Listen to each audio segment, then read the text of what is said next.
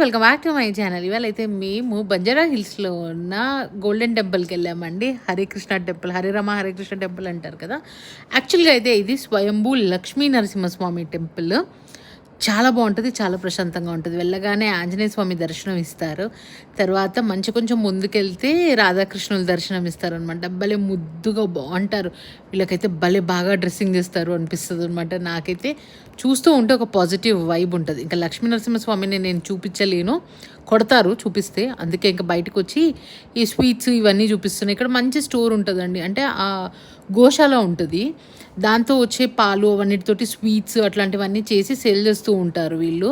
So ఆ products, నెయ్యి అలాంటివన్నీ దొరుకుతూ ఉంటాయి అన్నమాట ఇక్కడ.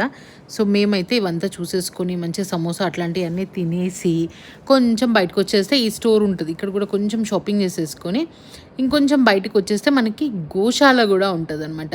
ఇక్కడ మనం హ్యాపీగా మనం ఏమన్నా తీసుకెళ్ళి కూడా పెట్టచ్చు. ఆర్ అక్కడ వాటికి ఫీడ్ చేయడానికి మనకి పచ్చిగడ్డి, కూరగాయలు అలాంటివి అమ్ముతూ ఉంటారు. అక్కడ అదైనా కొనుక్కోవచ్చు. పెద్ద బేసెండ్ గడ్డి మనకి 50 రూపీస్కి ఇస్తారు. సో అదైనా కొని మనము ఈ గోవులకి ఫీడ్ చేయొచ్చు అనమాట. ఇది నాకు చాలా బాగా అనిపిస్తుంది. ఈ టెంపుల్లో చాలా గోమాతలు ఉంటాయి ఇక్కడ. మనం హ్యాపీగా అట్లా పెడితే అవి తీసుకొని తింటూ ఉంటాయి. భలే అనిపిస్తుంది ముద్దుగా.